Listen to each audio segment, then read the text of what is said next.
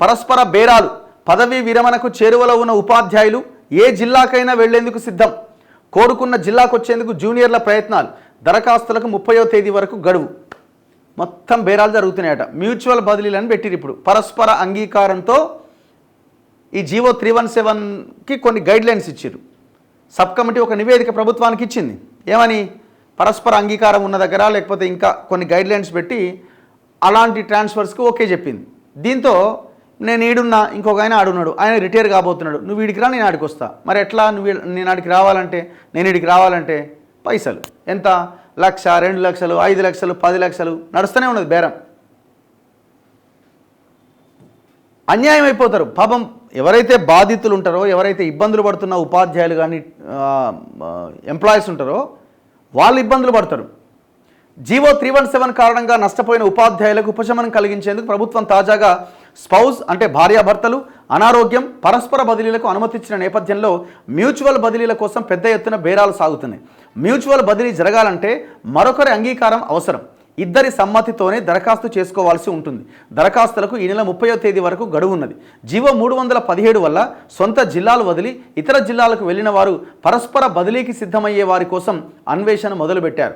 టీచర్ల వాట్సాప్ గ్రూపుల్లో తమ వివరాలు, మొబైల్ నెంబర్లు పోస్ట్ చేస్తున్నారు.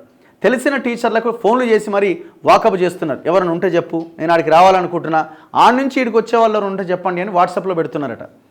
ఆడ తెలిసిన వాళ్ళని వాళ్ళకి చెప్తున్నారట. 2012, 2017 డిఎస్సీల్లో ఎంపికైన వారిలో జీవో 317లో స్థానికతను కాకుండా సీనియారిటీని పరిగణలోకి తీసుకొని జిల్లాలు కేటాయించారు. దాంతో సీనియర్లు తాము కోరుకున్న సొంత జిల్లాల్లోనే కొనసాగారు. జూనియర్ ఉపాధ్యాయులు మాత్రం మారుమూల జిల్లాలకు వెళ్లాల్సి వచ్చింది. 2002 మార్చిలోనే పరస్పర బదిలీలకు అనుమతి ఇచ్చినప్పుడు 100 మంది ఈ అవకాశాన్ని వినియోగించుకున్నారు.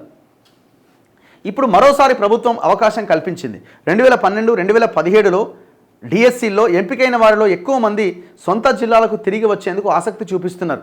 స్పౌజ్ కేటగిరీలో అవకాశం దొరకని పరిస్థితి ఉన్నవారు కూడా పరస్పర బదిలీకి ముందుకొస్తున్నారు. పరస్పర బదిలీ కోరుకుంటున్న ఇద్దరిలో ఒకరు జీవో 317 ద్వారా నష్టపోయిన వారే ఉండాలన్న నిబంధన ఈసారి అమల్లో ఉంటుందని ఉపాధ్యాయ సంఘాల నేతలు చెబుతున్నారు. అయితే ఏడాదిలోపు పదవీ విరమణ పొందేవారు ఏ జిల్లాకైనా వెళ్లేందుకు సిద్ధపడుతున్నారట. ఇగో ప్రభుత్వ ఉపాధ్యాయులకు సంబంధించిన వాట్సాప్ గ్రూపుల్లో కనిపించిన మెసేజ్లట. ఇగో ఏమని పెడుతున్న ఒక ఆయన, రాష్ట్రంలోని ఏ జిల్లాకైనా పరస్పర బదిలీ పైన వెళ్లేందుకు నేను సిద్ధంగా ఉన్నా. కరీంనగర్ జిల్లా కేంద్రానికి చెందిన ఒక స్కూల్ అసిస్టెంట్ పెడుతున్నాడు. స్కూల్ అసిస్టెంట్ అడుగుతున్నాడు, నేను ఏ జిల్లాకైనా పోతా, నా దగ్గరికి ఎవరన్నా వస్తారా? ఎందుకు పెడుతున్న మెసేజ్? మరి ఏం బేరం లేంది? హైదరాబాద్లో తెలుగు ఉపాధ్యాయురాలుగా పనిచేస్తున్నా, మహబూబ్ నగర్కు వెళ్లేందుకు సిద్ధంగా ఉన్నా, ఎవరైనా ఆసక్తి ఉంటే సంప్రదించండి. ఒక టీచర్ అడుగుతున్నారు. ఇంకొకరు పెట్టిరు, కరీంనగర్, పెద్దపల్లి, సిరిసిల్ల, జగిత్యాల, మంచిర్యాల జిల్లాల్లో పనిచేసేందుకు సిద్ధంగా ఉన్నా, మ్యూచువల్ బదిలీకి ఆసక్తి ఉన్నవారు సంప్రదించండి. ఆసిఫాబాద్ జిల్లా కాగజ్ నగర్కు చెందిన ఒక ఎస్జిటి. సో ఏ జిల్లాకైనా నేను పోతా, మీరు ఎవరైనా ఇక్కడ వచ్చే వాళ్ళు ఉన్నారా అని ఆసిఫాబాద్ జిల్లా కాగజ్ నగర్లో పనిచేస్తున్న ఒక టీచర్ అడుగుతున్నాడు.